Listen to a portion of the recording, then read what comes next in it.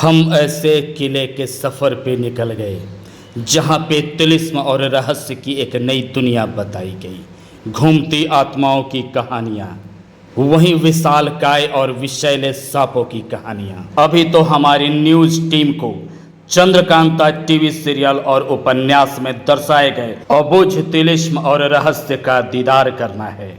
वहीं एक कुंवारी जादूगरनी सोनवा की कहानी जो अपने जादू से किसी भी इंसान को जानवर और पक्षी भी बना देती थी। अभी हम हैं रहस्यमयी लोक में। जी हाँ, वो तिलिस्म जिसका खोज और जिसका अभी तक कोई तोड़ नहीं है। अभी हम लोग हैं चुनारगढ़ किले में। ये वही जगह है जो चंद्रकांता से जुड़ता है। जी हाँ, आज हम अपने एसीआईवी टीम के पूरी टीम के साथ उत्तर प्रदेश के चुनारगढ़ में आए हुए हैं। ये चुनारगढ़ वही चुनार का किला है जिसकी कहानियाँ 90 और 92 के दशक में दूरदर्शन पर हम सब देखने के लिए व्याकुल रहते थे। कहानी की शुरुआत उस कुआं से करते हैं जिसके बारे में बताया जाता है कि ये भारत के टॉप 5 हॉन्टेड कुआं में शामिल है। जी हाँ, तिलिस्म और रहस्य से भरा हुआ यह कुआं कई सुरंगों के लिए विख्यात है। इस कुएं को भारत के top 5 horror point horror well में शामिल किया गया है। वो इसलिए किया गया है कि कई इस तरह के रहस्यमयी चीज़ें यहाँ पे हुई हैं और अमूमन होते रहती है, जैसा कि स्थानीय लोग यहाँ बताए हैं। हमारी पूरी टीम अभी यहाँ पे है। हम लोग देख रहे हैं अभी ये वो कुआं, इसी रास्ते से रानी पूरे लावे लश्कर के साथ जाती थी, उनकी दासियाँ रहती थी और इसमें वो स्नान करती थी। हालांकि अभी संरक्षण की घोर कमी है और थोड़ी भी दुर्घटना आपको इस कुएं में खींच सकती है, क्योंकि ये ढलान आपको उस जगह पे लेकर जा सकता है जहां आप जाना नहीं चाहेंगे, क्योंकि काफ़ी खतरा है वहां पे। और अचानक से जो पंछियों की आवाज़, ये आपको अचानक से एक डर, एक सिहरन पैदा कर देता है। तो आप देख सकते हैं कि कितना विशाल रहा है ये कुआं, और विशाल कुआं के गर्भ में जाने के लिए जो रास्ता बना है वो अभी भले ही इतना डरावना दिख रहा है, लेकिन अतीत में जब इसका एक शानदार इतिहास के पन्नों में जब इसका विवरण आप देखेंगे तो आपको पता चलेगा कि कितने सही तरीके से और एक शानदार मतलब कला, एक मजबूत दुर्ग इमारत जो तैयार किया गया चुनार का। लगभग 3 राजाओं ने, हिंदू राजाओं ने, 12 मुस्लिम राजाओं ने और अंग्रेज़ों का भी शासन रहा है। अकबर, बाबर, शेरशाह सूरी, इसके अलावा विक्रमादित्य, महाभारत कालीन भी कुछ चीज़ें यहाँ से जुड़ी हुई हैं। हालांकि रख रखाव और संरक्षण की यहाँ घोर कमी है। तो किले का निर्माण जब पहले के ज़माने में होता था तो कई तरह की चीज़ों का ख्याल रखा जाता था। अब देखिए कि ये जो जगह है इसकी बनावट थोड़ी अलग है। आप देखेंगे कि लिखा गया है हर एक शिला पर इस तरह का। अब ये क्यों किया गया है? ताकि हाथी, घोड़ा, उस तरह की जो साधन थे उस समय, वो जब इससे ऊपर चढ़े या उतरे तो फिसलन न हो, वो ग्रिप बन सके।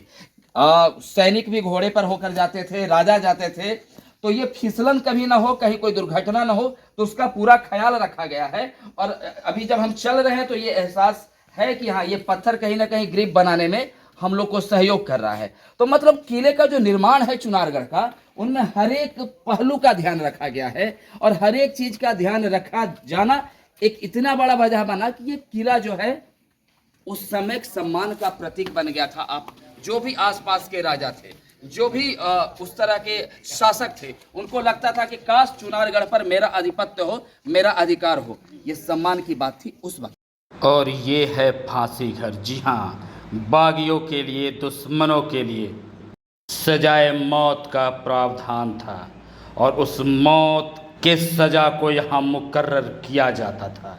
यहाँ पे उसे मौत दी जाती थी। यही है फांसी घर। हालांकि मुग़ल कालीन समय में कई लोगों को यहाँ फांसी दी गई है और ऐसा बताया जाता है कि उनमें कई की आत्माएं अभी भी इन दीवारों के भीतर भटकते रहती है। आप जब इतिहास की बात करेंगे, राजा भरथरी की बात करेंगे, विक्रमादित्य की बात करेंगे, औरंगजेब की बात करेंगे, उधर अकबर बाबर की बात करेंगे, तो आप चुनारगढ़ के इस किले की बात ज़रूर करेंगे, जो आज भी अपने आप में काफ़ी कुछ समेटे हुए है। मतलब इस छोटे से हिस्से ने हम सबको इतना तो एहसास करा ही दिया है कि क्या गौरवमय इतिहास रहा होगा। इस एहसास को हम लोग यहाँ साक्षी जीवंत तरीके से जी रहे हैं। और खूबसूरती भी, क्योंकि गंगा खुद में खूबसूरती को बढ़ा देने के लिए तो गंगा की धारा, और पर्वतीय क्षेत्र भी है ये, तो मतलब पहाड़, नदी, और इसका इस रणनीतिक तौर से और तरीके से इस किले को बनाया गया। मतलब कुल मिलाकर ये किला अपने आप में इतिहास को जीवंत करता हुआ। जब शेर शाह का आधिपत्य इस किले पर था तो उस वक्त इसी जगह पे दीवाने आम और दीवाने खास हुआ करता था।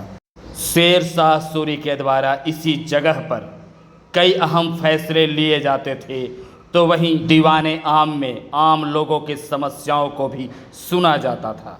वर्तमान में इसे एक गेस्ट हाउस के रूप में तब्दील कर दिया गया है। दीवाने आम और दीवाने खास से सटा हुआ यह झरोखा, जहां शेर शाह की बेगम बैठकर दीवाने आम और दीवाने खास में हो रहे फैसलों को सुना करती थी।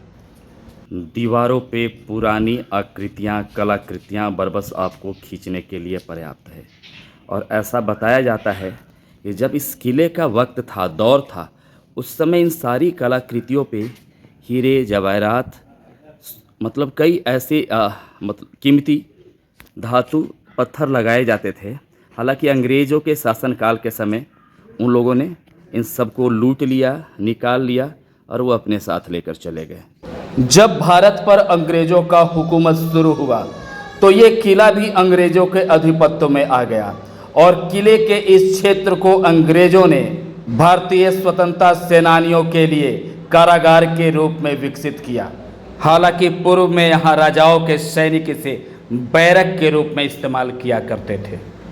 और अगर आपने काल कोठरी का नाम सुना है तो फर्श पर बने इस लोहे के जालीदार दरवाजे के नीचे जो आपको रास्ता दिखाई दे रहा है, उसी रास्ते से नीचे काल कोठरी में बंदियों को ले जाया जाता था।